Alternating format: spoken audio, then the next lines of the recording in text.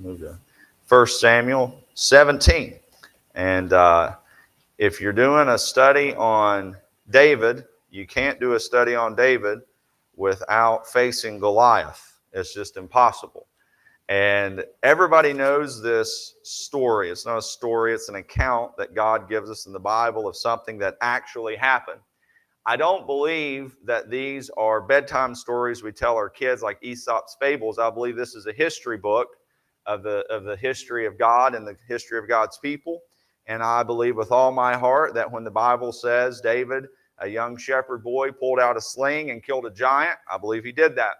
And I believe that after he was done, he went and took that sword and he hacked that giant's head off and he shook it at the Philistines, just like the Bible says. I believe he also took Goliath's sword and they put it away with a bunch of priests, and later down the road, when David's a little older, he goes and he gets that same sword. I believe every word of this account. I don't think it's just a story, a descriptive story.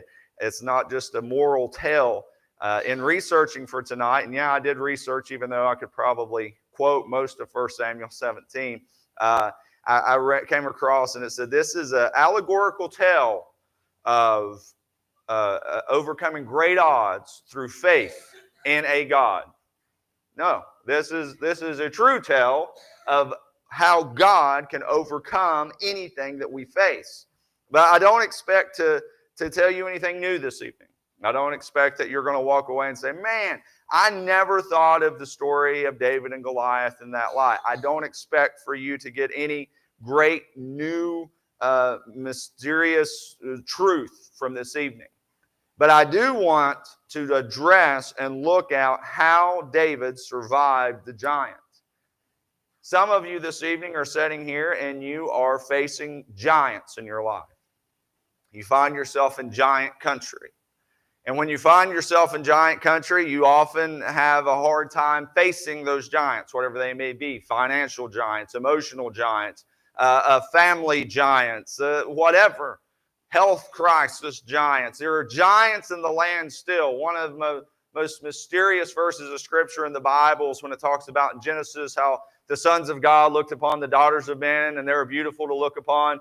And they lay with those ladies, and, quote, there were giants in the land. And many people have surmised and tried to figure out what that meant and what those giants were. Well, I think it's exactly what the Bible says, giants. And there are still giants in our land. There are things that we face, and it may seem like a small thing to someone standing on the outside, but when you're in the giant territory, it's the biggest thing in your life. It's the biggest thing in your world. It's the biggest problem you've ever faced. So this evening, with God's help, we're going to look to this text and we're going to see how we can survive the giants. How can we survive in giant country? Look with me in 1 Samuel 17, beginning in verse 32.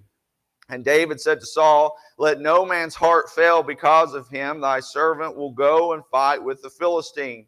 And Saul said to David, thou art not able to go against the Philistine to fight with him, for thou art but a youth, and he a man of war from his youth.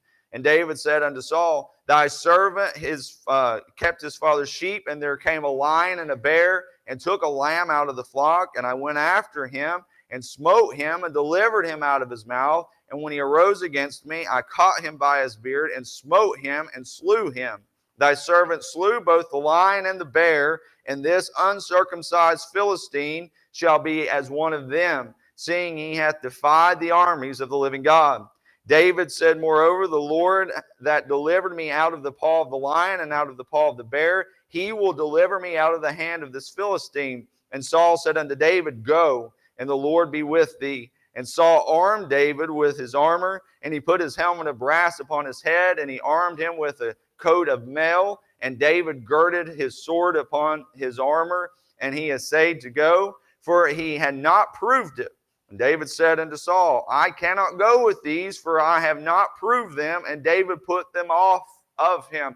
I want to stop right there and say a lot of times we face battles and we try to put on armor that we haven't proven yet, and then we're surprised that we fail in the battle. We try something new and something different and something that someone told us we should try. And can I tell you something? You don't need to try something new and something different in the battle. You want to try something tested It's something you've tried, something that's tested and true. You don't want to put on something new when the times get hard. If it was good enough in the good times, it's good enough in the bad times. But that's not what we're going to preach about. I just want it. That'll preach. Somebody write that down. I don't want to forget that. And he took a staff from his hand. He chose from him 5 smooth stones out of the brook. He put them in a shepherd's bag that he had, even in a scrip and a sling in his hand, and he drew near to the Philistine. And the Philistine came and drew near unto David, and the man that bare the shield went before him. And when the Philistine looked about, he saw David and disdained him, for he was but a youth and ruddy and of a fair countenance. And the Philistine said unto David, Am I as a dog that cometh to me with staves? And the Philistine cursed David by his gods. And the Philistine said unto David, Come to me, and I will give thee flesh unto give thy flesh unto the fowls of the air and to the beasts of the field. And David said unto the Philistine, Thou comest to me with a sword and with a spear and with a shield, but I come to thee in the name of the Lord of hosts, the God of the armies of Israel, whom thou defiled. Can I stop here and say we went just a little bit past verse 40 because I want to take a good long look at how we survive the giants. When the giants come, we can do it exactly as David did. And if we pull up and we get real close to 1 Samuel 17, we can see a survival guide in giant country. Here's what we do first. Survival is a matter of timing. You have to understand that your survival, whenever you're facing a giant, it is a matter of timing. David got up at the beginning of 1 Samuel chapter 17. If you look back with me in verse 16, you'll see this. 1 Samuel 17 and verse 16 says, And the Philistines drew near morning and evening and presented himself 40 days. So that's an important timeline because David was the baby of the family. He was still just watching the sheep, even though he was going to be the next king of Israel. All of his big, strapping, handsome, awesome brothers that God passed over went to fight. And for 40 days, Jesse, their father, sat and he wondered and he waited to see what was going to happen. They didn't have YouTube back then. They didn't have Twitter. He couldn't get on his Facebook feed and see how the battle was going. He couldn't watch, well, he probably wouldn't have watched CNN. He was a man of God. He would have watched Fox News. Woo, yeah. He couldn't sit around and wring his hands like we do today, 24 hours news and just watch. What are the Philistines doing today? What are the Philistines? If you guys want to have a happy life, just turn the news off for 1 week. You'll be happy, I guarantee it. You'll be happy. Stop watching that garbage. It don't matter. God's in control. But he didn't have any news. He was there in Bethlehem, and the sons were there facing the Philistines. He had no idea what was happening. So for 40 days, every morning, David got up, and he went and tended the sheep. And every evening he came home, and Jesse was probably like, I just don't know what's going on. We should have heard something by now. It's been 40 days. So it happened just like any other day. David did exactly what he was doing. Jesse did exactly what he was doing. But at the end of these 40 days, Jesse had all he could take, and he sent his son to check on his brothers. Can I say, when you end up facing a giant, it always starts out just like any other day, doesn't it? Whenever you find yourself going through the monotonous day-to-day, that's when something happens. You ever listen to a story of somebody that had a tragedy in their life? They'll say, I'll never forget it. It was just like a day just like any other day. And that's when I got the call. My son was dead. It was just like a day just like any other day. And we went out and we got on the four-wheeler just like we had done a million times before. And that's when we had the wreck. And I've been paralyzed ever since. You don't just expect the giant to show up. It's just like any other day. It's just like any other moment. I remember September 11th, that's coming up. The anniversary of September 11th is drawing near. And I remember going to class at Morehead State University. It was just like any other day. I had an early morning class I didn't want, but I was stuck in it because I was a freshman. I wasn't smart enough to register early. I was in a class that I didn't want, sitting around hearing things I didn't care about, just any other day. But in a moment, when I walked out in the hallway, it was different. That's exactly what it's like whenever you face a giant. David goes down as his father commanded to check on his brothers. He's expecting to find the armies of God. He's expecting to find the children of Israel in some kind of big conflict with the Philistines. He's expecting to go down and maybe find his brothers and give them some food that Jesse sent and hear of their, they'll be regaling him with their victories that they've had over the past 40 days and their moments of bravery when they were able to kill Philistines. But instead, he finds a giant. It's not your timing when the giant shows up. It's God's timing. The giant doesn't show up whenever you're expecting it. It shows up when it does. He goes down just as any other day, and then that's when he finds himself in giant country. That's exactly how our lives are. Giants show up, and they rarely give notice. When David showed up and saw Goliath standing there, it wasn't like he had heard of him before. There's nothing in the scripture that says that David had heard of this giant from Gath. He hadn't. He showed up and there he was, defiling the armies of God, standing in the middle of the valley of Elah, shouting out and daring any Jew to come down to fight him. We find ourselves in giant country when we least expect it, facing a giant that we didn't even know existed. I was talking to a man not too long ago, and he was telling me about when he found out that he had cancer. He has a very rare form of cancer. And in all my life, I've only heard of one other person having this type of cancer. And he told me what it was. I can't even pronounce it correctly. And he said, I didn't even know that was a thing. He said, the doctor told me, he said, I had to ask him 3 times to repeat it. And then he wrote it down. And he said, like 1 in every 150,000 cases in the world is this type of cancer. That's how it happens. It comes out of nowhere. It's not when you're expecting. It's not something you've studied up on. That's when your giant shows up. If we're going to survive the giants that we face, when we come into the valley and we see the giants all around us, we have to understand that they didn't just show up. It's not happenstance. It's not circumstance. They're exactly where God knew they would be, exactly when God knew they would be there. If you want to survive the giants in your life, it is a matter of timing. And you must accept the fact that it is God's timing for you to face that giant. If we say we believe in an all-powerful, all-knowing God, we cannot say that God is surprised by the giants that we face. If we say that we believe in an all-powerful, all-knowing God, we can't say that God woke up that morning whenever you got that bad news and he was like, I can't believe that happened.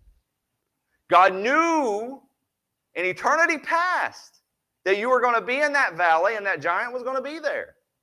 And he allowed it to be there. And if God wanted the giant to not be there, guess what? It wouldn't be there. If you want to survive the giants, the first thing you have to accept is that it is a matter of timing. Not your timing, not the giant's timing, God's timing. Every problem that comes into a child of God's life is there for a reason. We love to quote those verses of Scripture. All things work together for good. I know that the plans that I have for you, thoughts of good and not of evil, to bring you to an expected end. We put them on coffee mugs. We put them on T-shirts. We frame them and hang them in our house. We put them on our Facebook walls. All those things where we believe that God's providential hand is moving in our life whenever there's all these great things happening to us, but we have to accept that the timing is God's, and that's why the giant's there, because it's God's timing for you to face the giant. Why do we have to face them anyways? Why does God send them at the most inopportune times? Well, God knows exactly what He's doing. They're there in His perfect timing, and they're there doing His perfect will. When that giant showed up in your life, it did not get there by accident. That giant is there by the providence of God. It is there because God sent it, allowed it, and however you want to say it, it is there because God, in His precise timing, wanted you to face it when it came to you. Giants don't just wander to and fro amongst the earth and just find you and the problems jump on top of you. That's not how it works. God allows it. When Job faced his giants that came one after the other, after the other, David faces one giant, he gets all the credit, because he killed one giant. Job faced giants for the entirety of the book of Job, from beginning to end. He faces his children died, his cattle died, he lost his property, he got sick, he got boils, his wife was nagging him to death, his friends said curse God and died. His life was giant country. But at the end of the day, Job says, the Lord giveth and the Lord taketh away. Blessed be the name of the Lord. And remember, the devil had to ask before he could touch Job. He had to ask God's permission. What happens to Job at the end? In God's perfect timing, through God's perfect will, he is better off at the end than he was at the beginning. And he's a stronger man because of it. Don't be discouraged by the giants. Accept that God sent them at this particular time for a particular reason for this season in your life. What better way to grow strong than to feast on giant? How can a Christian get stronger if they never chew on giant bones? How could David have ever been the king that he became had he never killed Goliath when he was a youth? Who would have ever listened to a boy from Bethlehem had God never set a giant in his path that he killed with one rock from his sling and then hacked his head off? The giant you face today is the victory you have tomorrow in God. Well, everybody dies, Pastor David. What if this giant kills me? Then you have ultimate victory whenever you get to heaven. God will look at you and say, well done, thy good and faithful servant. Had Goliath killed David, would he have been any less of a man of God? No. He would have been a hero because he was the boy that faced the giant with a rock and a sling. God has a purpose. We have to accept, if you want to survive this giant, you have to accept that giant, it's a matter of timing. Survival is a matter of timing. Survival is also a matter of trusting. Look with me in verse 25. Verse 25 says this.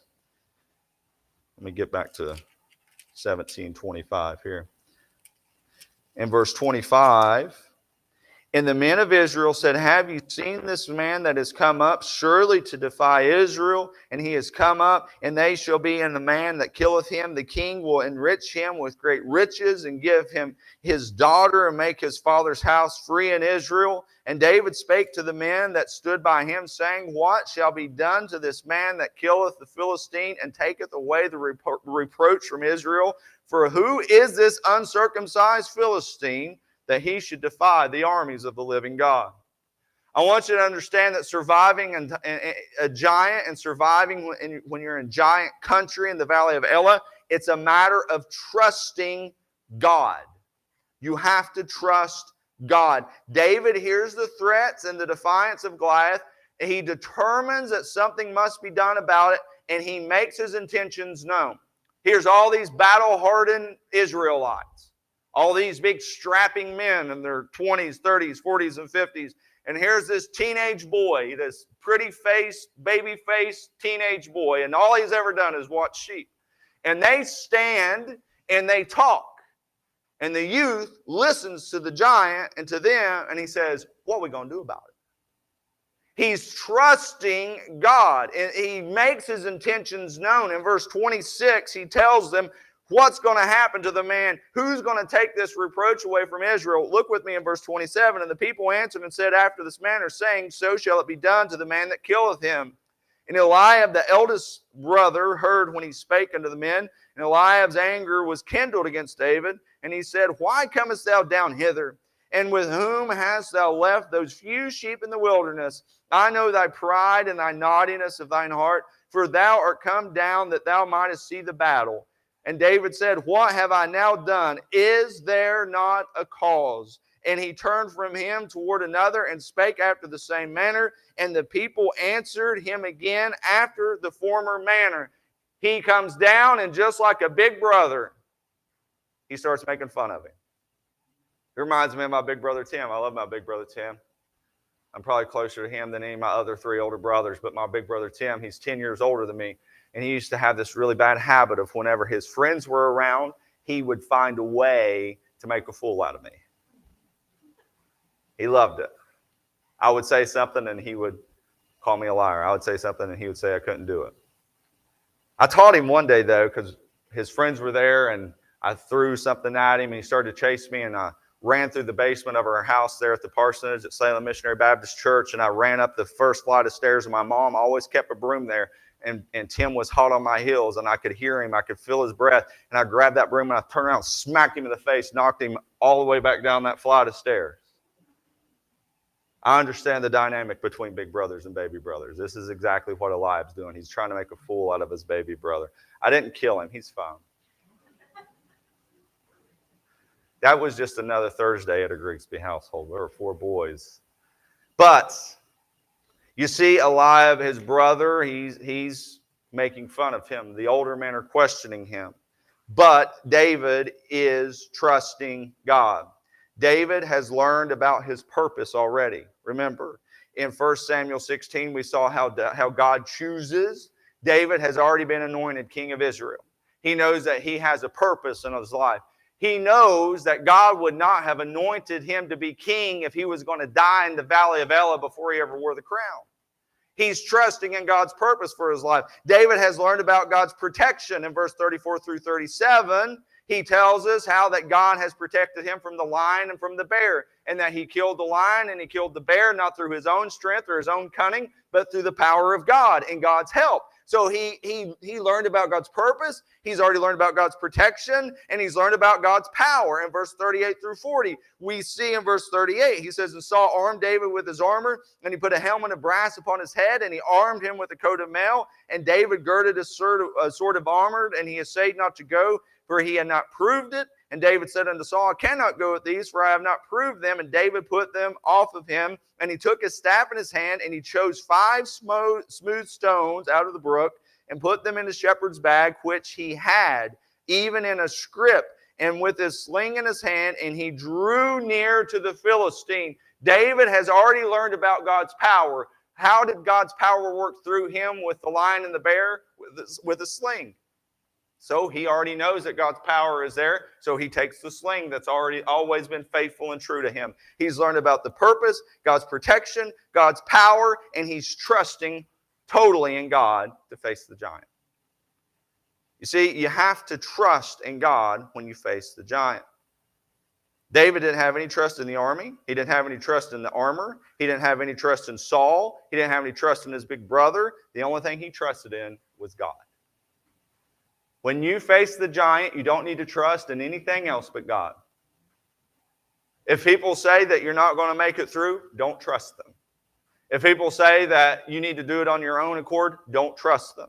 If somebody gives you something new and it's not a God thing, don't trust them. It's a matter of trusting God. God did not save you just for some giant to destroy you. God did not save you just so that you would be destroyed by a giant. That giant is there, and it's part of God's eternal plan for your life. God knows what that giant is there for. He did not save you simply to be destroyed by a giant. God will not change course in the He doesn't change course midstream. You understand that God didn't save you, and He didn't decide one day, oh, well, you know what, I'm just going to let this problem take him out. That's not what He does. God doesn't change horses midstream. He has a plan and He has a purpose. Malachi 3:6, that's where God says, I am God, I change not. If I had a plan for you when you were saved, the plan is still there, even though the giant is in front of you. Guess what? That giant is a part of the plan. We seem to have trouble remembering our past defeats. Or we have no trouble remembering our past defeats, but we have real trouble remembering our past victories. We don't trust God sometimes because we don't focus on all the victory God's already given us when we get to the giant. We remember whenever we failed God. We remember whenever something bad happened. You ever notice that school teachers only remember the bad kids? Always. Zach, all your teachers remember you? Yes, me too. yeah. They remember both of us. Yeah. My dad told me that my kindergarten teacher remembered me. She is 92 years old. I said, man, I must have been a terrible kid. That was a long time ago. And she'll ask my dad, how's little David? And I'm like, I must have been a bad kid. It's the truth. Teachers remember bad kids. Employers remember bad employees. But we have a hard time remembering the good employees. And teachers will see the valedictorian and be like, I know that kid was good, but I can't remember their name. Oh, that's David Grigsby behind him, though. I know them. Same thing with us. We have a lot of trouble remembering all the victory God's given us whenever we're in giant country. But we remember all the problems that we've ever had in our lives. We remember all the bad things that we've ever seen. We have trouble remembering the victories, and we only focus on what we view as defeats. But remember that God has a purpose for this giant, and you should focus on His victory that He gives you. Trust God when facing these giants, His purpose, His protection, and His power. And you have to remember this. This is something I learned a long time ago in Psychology 101. Past behavior is the best predictor of future behavior in human beings. Past behavior is the best predictor of future behavior. In other words, if somebody has cheated you in the past, they'll probably cheat you in the future.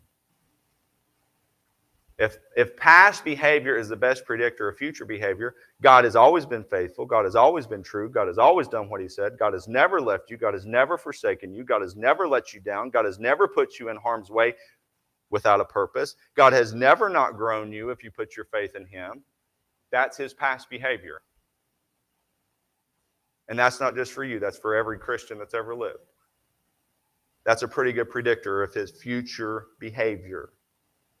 God will never fail those who place their trust in Him. You have to understand that if you want to survive a giant, it's a matter of trusting God's timing. It's a matter of understanding that timing, it's happening right now for a reason, and you have to put your trust in God. It's a matter of trust. Where is your trust when you face giants? Is it in man, the economy? Is it in yourself? All those things fail. Don't trust in your pastor. Don't trust in your family. Don't trust in your friends. Yeah, you draw strength from those people, but ultimately your trust has to be in God. He never fails. So when you're facing the giant, when you're in giant country, it's a matter of timing. It's a matter of trust. Survival is a matter of taking. Look with me in verse 41. And the Philistine came on and drew near unto David, and the man that bare the shield went before him. And when the Philistine looked about and he saw David, he was disdained of him, for he was but a youth and ruddy and of fair countenance. And the Philistine said unto David, Am I a dog that thou comest to me with staves? And the Philistine cursed David and his gods. And the Philistine said unto David, Come to me, I will give thy flesh unto the fowls of the air and unto the beasts of the field. Then said David unto the Philistine, Thou comest to me with a sword and a spear and a shield, but I comest to thee in the name of the Lord of hosts, the God of the armies of Israel, whom thou hast defied. This day will the Lord deliver thee into mine hand, and I will smite thee, and take thine head from thee, and I will give the carcass of the host of the Philistines this day unto the fowls of the air, and to the wild beasts of the earth, and that all the earth may know that there is a God in Israel. If you want to survive giant country, it is a matter of taking action. Stop sitting around and hiding from the giant. Don't feel sorry for yourself because there's a giant. You've got to take action. You want to know who gets killed a lot of times in battle? The people that panic and they run away. Sad. If they stay and do what they're supposed to do, they have a higher survival rate than if they turn around and run. Because if you're running away, you can't see the danger. It's coming at your back. But if you're facing it head on, you got a lot better chance of survival. Survival is a matter of taking action. There comes a time when talk must stop and action must begin. The time had come for David to take action, and he went down into the valley. There's a time that we need to stop talking and start taking action when we face our own giants. Day by day, the giants come, and if you hide in your tent, that doesn't mean that they'll go away. Talking doesn't do much without action. Planning does not produce results without putting that plan into action. I always said I'm not a meeting nurse. I used to be in management, and we would have a meeting on Monday morning, and we would talk about what we were going to do that week. And then immediately after that meeting, We would go and have another meeting about the meeting we were going to have the next day. And then nothing changed because by the time we got to Friday, we had had 500 meetings and nobody had went out and done anything. And then they got mad at me because we'd be in a meeting. They'd say, this needs to be done. And I'd get up and start to walk out. They say, where are you going? I said, I'm going to go get this done because we've had 25 meetings and nothing's happened yet. Talking is great. Planning is amazing. Taking action is a must. Place your trust in the Lord. Believe that He can do everything that He has ever done. Then walk into the valley, square off with your giant, and keep slinging until he falls. And when that sucker falls, you stand over top of him, you hack his head off, and you tell the whole world, God did this.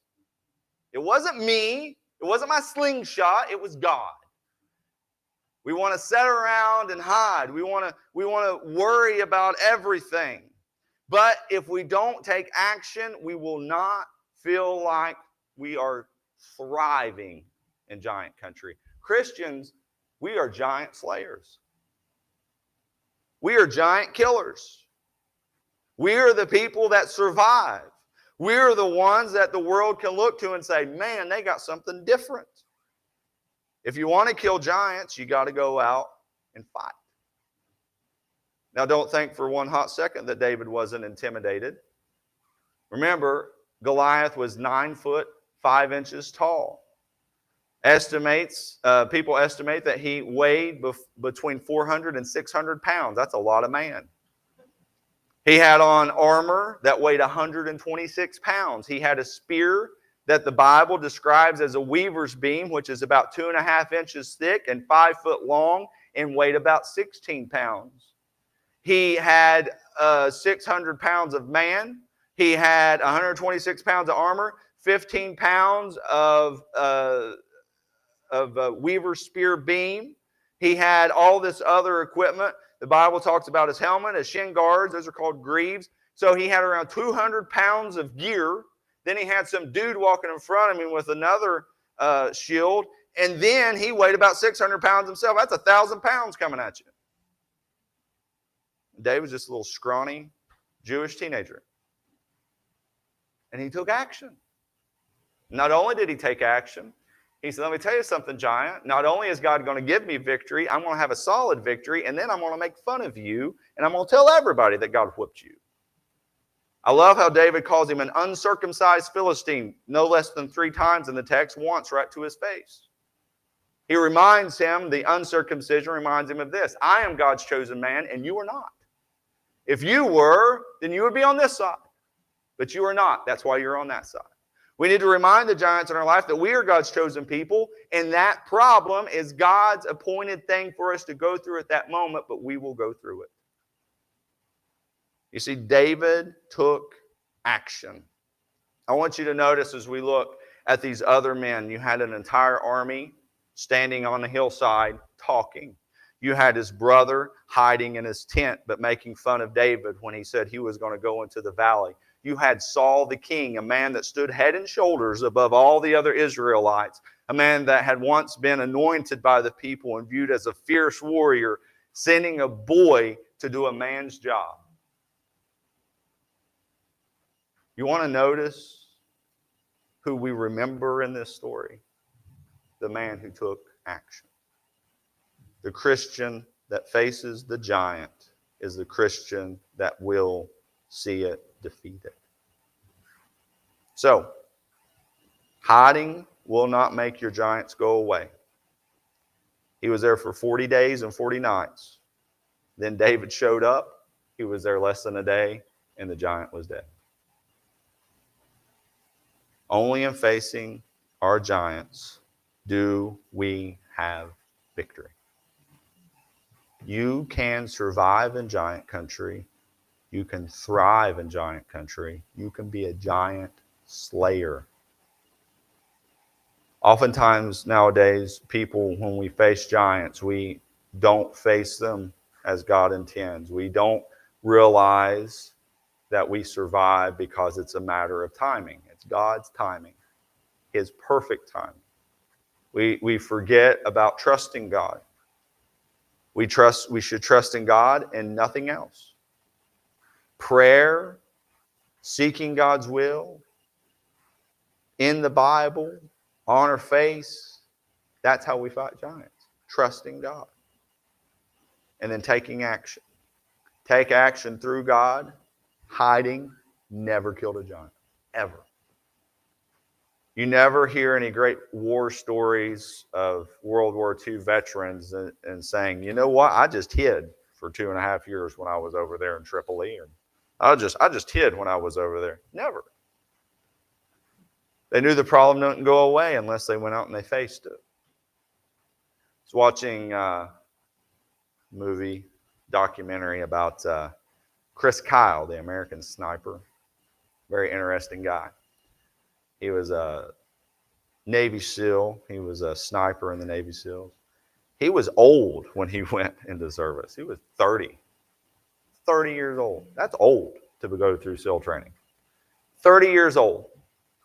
And he saw some reports of terrorism on the television, and he said, I'm going to go.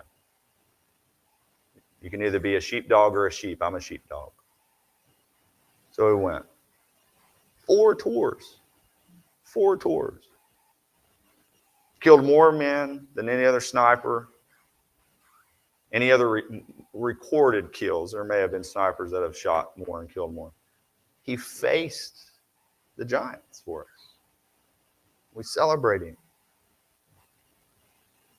We see these things and we see the giants and we want to hide and pretend and then they just go away. Face them headlong. Put your faith and trust in God and know that He has never failed and He won't fail you now. What a story. Could you imagine sitting at King David's table with his sons and his daughters later in life and they got out of hand a little bit and he just got up and he went and he got that big Goliath sword out of the back? I bet they shut up real quick. You know the Christians that walk in and everybody turns around and looks, those are the ones that have Goliath swords. The ones that you're like, hey, they went through this. And look how much stronger they are on the other side. Facing giants aren't easy, but with God, it is possible. Every head bowed and every eye closed.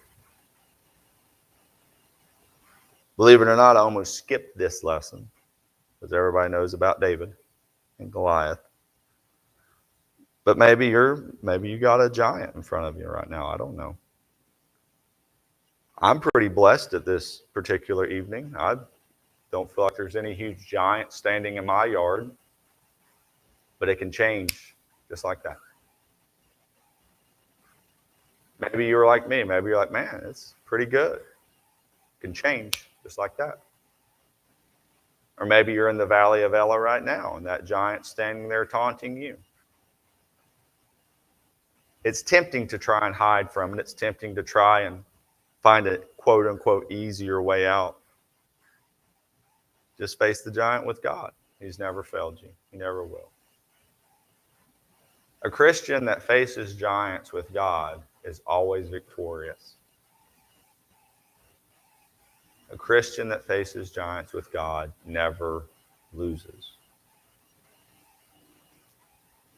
I remember being at the bedside of one of the greatest Christians I've ever known as he was dying. And I remember thinking, my goodness, what a loss. I remember him looking at me and the other teenagers that were standing there, and he said, don't you think that this is beating me? I'm really winning right now. Giants don't destroy Christians. Christians destroy giants. God, I come to you and I thank you so much for loving us, God, and giving us this encouraging text about David facing Goliath. And God, been preached out of, taught out of thousands and thousands and thousands of times, probably even just this year alone. But God, it's looked at so often because we all have giants. We all find ourselves in those valleys and those giants in front of us. God, I pray we all survive giant country with you, with your help. God, don't let us focus on the size of the problem. God, don't let us focus on the impossibility of the situation. God, I pray we always focus on you and know that we have victory. God, you've given us victory. God, just let us claim the victory like David did. This problem isn't going to beat me. I'm going to beat this problem, and I'm going to let everybody know that this problem fell because of God. God, for anyone sitting here tonight that feels like the giant's kicking them around and making fun of them and pushing them in the dirt, God, I pray you give them strength. God, I pray you give them encouragement.